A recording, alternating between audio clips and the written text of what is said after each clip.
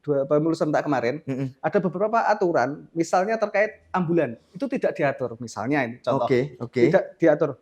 Nah, ketika ambulan tersebut berhenti terus-menerus di rumah sakit, ada ya? Misalnya. Nah, itu tidak diatur. Maksudnya ambulans itu berbanner ya, calon maksudnya calon ya? misalnya. Bukan rumah sakit itu maksudnya ya? Kan banyak semacam itu. Iya. Dan dia berhenti terus-menerus di di rumah tempat sakit umum lah, atau di masjid misal, atau di mana sekolahan gitu ya. Itu kan tidak diatur. Di kami kemarin itu kita buatkan kesepakatan. Nanti kita undang semuanya, KPU, kemudian dinas terkait dan juga peserta, bahwa itu jangan sampai ada. Ya itu di luar aturan sebenarnya, tapi bahwa itu berpotensi untuk jadi pelanggaran. Berpotensi jadi masalah. Menarik. Insya Allah nanti kita akan melanjutkan juga program itu. Itu ada 2 orang yang kita tugasi khusus untuk memantau itu. Oh, apa saja yang dipantau? Sosmed calon atau ASN atau apa saja? Akun yang pasti akun ya. Paling tidak akun-akun yang terverifikasi di KPU. Nggak pengen sebenarnya membongkar itu, nggak pengen. Iya. Asalkan mereka tertib sesuai dengan aturan.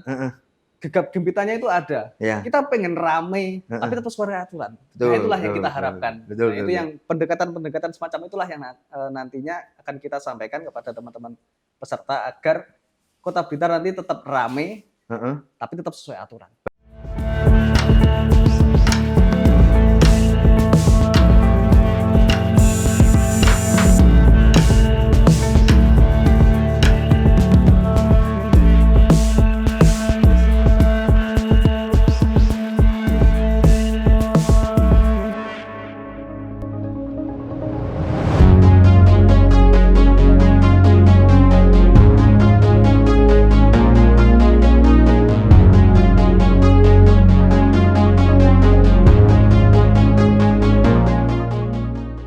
Assalamualaikum warahmatullahi wabarakatuh. Salam sejahtera bagi kita semua. Salam Om Swastiastu, Namo Buddhaya, salam kebajikan.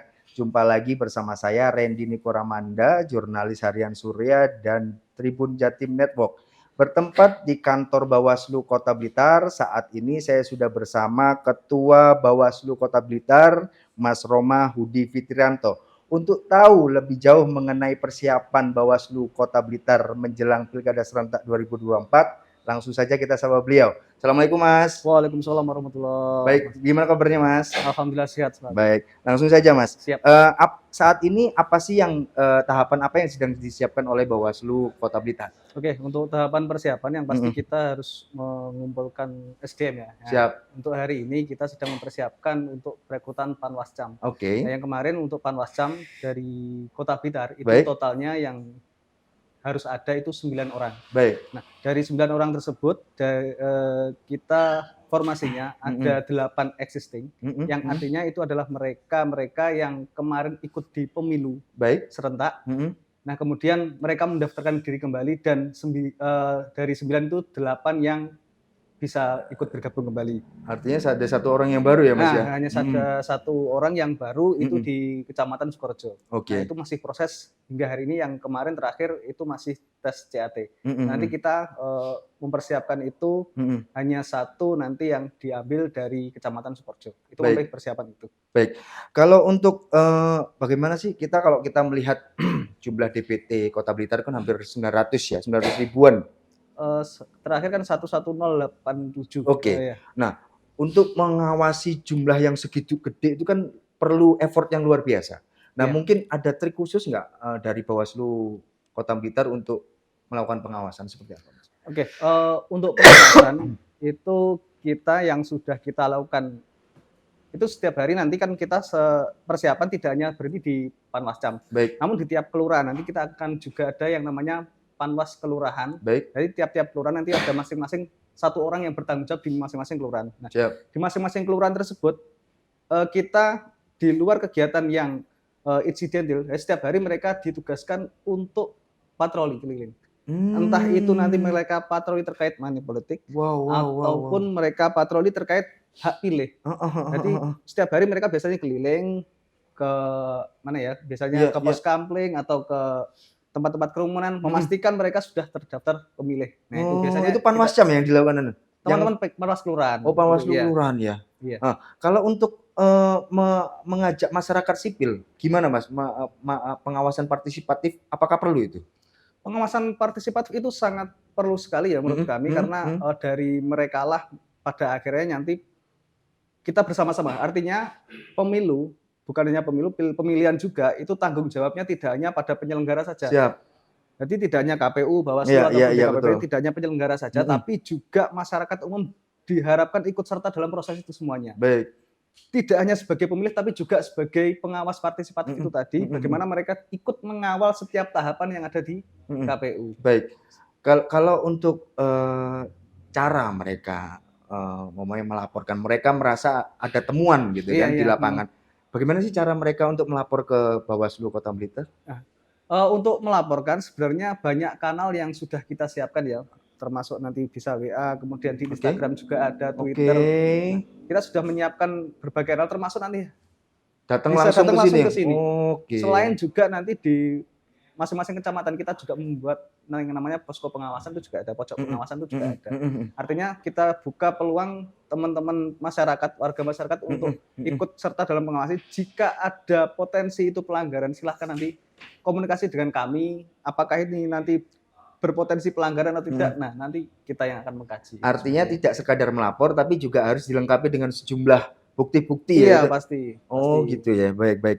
Kalau berkaca pada pelaksanaan Pilpres dan Pileg lalu ya, 2024 lalu, sejauh mana sih kesadaran politik masyarakat Kota Blitar menurut Bawaslu?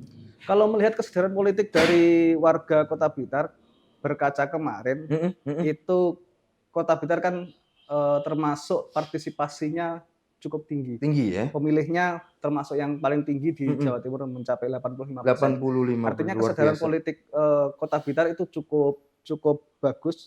Cuman memang harus diimbangi dengan proses pengawasan yang partisipatif itu tadi. Iya. Menyeluruh artinya kan? Iya, tidak hanya dia berminat hanya sebagai pemilih pasif, tapi juga ikut mengawasi proses itu semuanya. Oh, luar biasa. Kalau mungkin ini pendidikan politik juga ke masyarakat. Apa saja sih kategori pelanggaran menurut Bawaslu? Nah, kalau pelanggaran di aturan kami itu ada 3 macam. Jadi pelanggaran itu awalnya itu bisa dari temuan dan juga laporan. Nah, baik. Dua ini. Nah, ini nanti mengerucut ketika dugaan ini ketika kita kaji.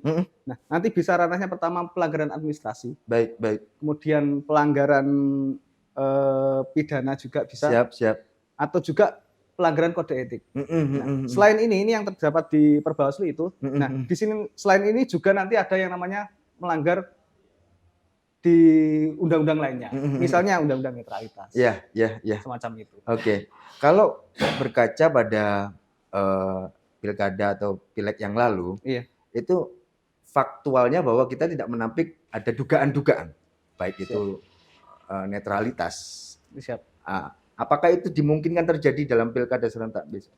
Sangat mungkin sekali karena untuk pilkada di Kota Blitar kemarin juga ada semacam informasi bahwa ada beberapa ASN yang ikut mendaftar ke salah satu partai tertentu. Wow. Nah, itu mungkin menjadi perhatian kami juga bagaimana nanti prosesnya itu menjadi kawalan kami bahwa ASN itu sesuai dengan Menpan nomor 2 tahun 2022 kalau nggak salah itu memang harus netral. Nah, nanti seperti apa? Karena mereka kan selama ini untuk mendaftar kan hanya posisi pasif. Iya. Betul. Nanti ketika aktif, nah itu bermasalah. Baik. Kalau selain ASN, dari penyelenggara ada nggak, Mas? Kalau dari penyelenggara kemungkinan itu pasti ada. Tapi minimal kita untuk penyelenggara itu di kami sendiri. Kita upayakan yang di kami sendiri untuk penyelenggara di jajaran Bawaslu itu harus terbebas dari yang namanya sipol. Itu dulu yang kami. Sipol ya? Iya. Itu harus bebas dari penyelenggara kami. Termasuk nanti di Panwascam maupun Panwas Kelurahan. Itu kita bebaskan mereka dari sipol. Artinya mereka benar-benar bersih yang masuk di Bawaslu. Oh, clear ya berarti. Mungkin Bawaslu Kota Blitar ya, bahwa dalam pelaksanaan pilkada kita selalu ada isu-isu lah ya soal pragmatis, money politik gitu. Mungkin ada trik khusus nggak dari Bawaslu supaya mengawasi betul pelaksanaan pilkada serentak ini bagaimana, Mas? Trik-triknya. Trik-triknya yang pasti kita kan kita sering yang namanya juga kita ikut kepada sering kita lakukan yang kemarin insya Allah nanti kan kita kembangkan kembali. Iya. Ada semacam forum-forum semacam yasinan. Iya. Nah, hal-hal semacam itulah pertemuan RT RW. Iya, Kita masuk ke ruang-ruang itu. Oke. Minimal kita beri apa ya, pendidikan politik dulu. Kenapa kok ada konsep luber jurdil itu dulu? Kenapa kok Bawaslu ada yang artinya harus mengawal demokrasi yang ada di Kota Blitar ini benar-benar sesuai dengan aturan yang berlaku. Pertama itu kita sadarkan dulu. Sebelum nanti kenapa kok kita harus menghindari money politik dan lain sebagainya. Pada akhirnya sebelum nanti kita sadarkan itu dulu, pada akhirnya nanti kita juga tunjukkan ini loh resikonya. Beberapa tempat sudah ada yang pilkada beberapa waktu yang lalu ketika seorang pelaku money politik itu kena sanksi pidana. Di tahun berapa itu, Mas? Di tahun 2015. Tahun pidana ya, Mas? Pidana, Mas. Berarti terbukti itu. Iya. Kalau kita bicara saat ini itu kan eranya era digital. Iya.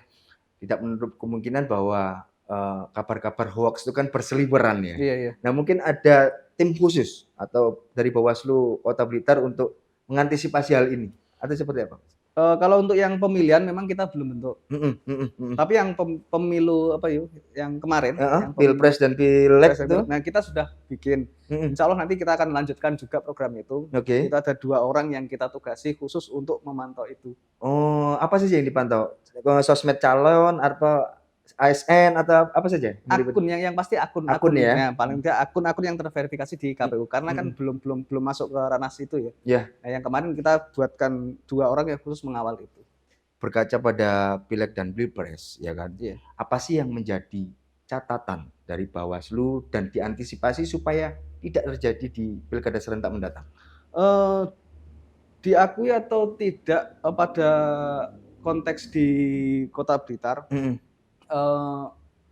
Kita tidak hanya kabar-kabar semriwing ya, ada money politik dan lain sebagainya. Sementara kita sudah melakukan patroli hari tenang dan setiap hari kita keliling mungkin karena SDM ada dugaan money politik. Meskipun tidak bisa kita buktikan secara real, tapi kita sudah berupaya maksimal. Nah, hal-hal itulah nanti mungkin kita akan kita tetap fokus di situ juga. Pertama itu. Yang kedua kita sering-sering untuk berkomunikasi dengan warga pendidikan politik. Nah, contoh besok kita juga akan melakukan pendidikan partisipasi politik, pengawasan partisipatif itu dengan adik-adik pemilih pemula. Jadi besok kita akan melakukan istilahnya pendekatan sosialisasi, teman-teman di pemilih pemula untuk menghindari hal tersebut. Nah, ketika itu kita terus lakukan, paling tidak bisa mereduksi praktek-praktek yang merugikan demokrasi tersebut. Itu mungkin bisa kami lakukan. Kalau temuan APK banyak nggak, Mas, berkaca di Pileg dan Pilpres kemarin? Nah, kalau APK itu cukup lumayan ya angkanya. Lumayan, karena memang ada beberapa yang informasi itu ketika kita terus menyampaikan kepada partai ya, memberikan himbauan. Nah, karena konsep yang kita lakukan di Kota Blitar itu memang lebih banyak pencegahan. Jadi kita sering bersurat kepada peserta itu. Peserta baik itu penyelenggara kita sering bersurat. Ibaratnya mereka seperti surat cinta. Iya, surat-suratan gitu ya. Surat-surat terus. Layaknya kita kasih ingatkan, lah. Kita ingatkan bahwa ini melanggar. Tapi tetap kadang kalau masalah APK itu seringkali partai itu memberikan kepada pihak ketiga. Apa itu? Maksudnya pihak ketiga itu diperintahkan untuk memasangkan orang lain.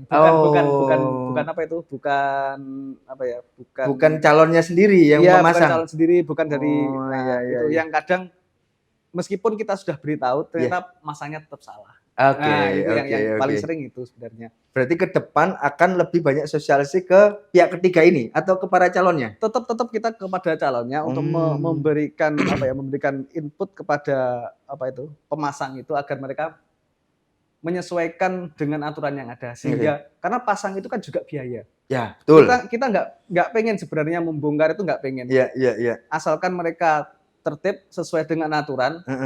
Gegap gempitanya itu ada. Kita pengen rame, tapi tetap sesuai aturan. Itulah yang kita harapkan. Itu yang pendekatan semacam itulah yang nantinya akan kita sampaikan kepada teman-teman peserta agar Kota Blitar nanti tetap rame, tapi tetap sesuai aturan. Baik. Gitu. Kalau berkaca pada kondisi geografis Kota Blitar, Iya. Bawaslu sendiri menilai ada nggak potensi bahwa suhu politik saat pilkada serentak nanti akan memanas atau mengerucut? Potensi itu muncul nggak di sini, Mas? Karena ini adalah pertarungan politik yang legal ya, namanya pertarungan. Pasti nanti ada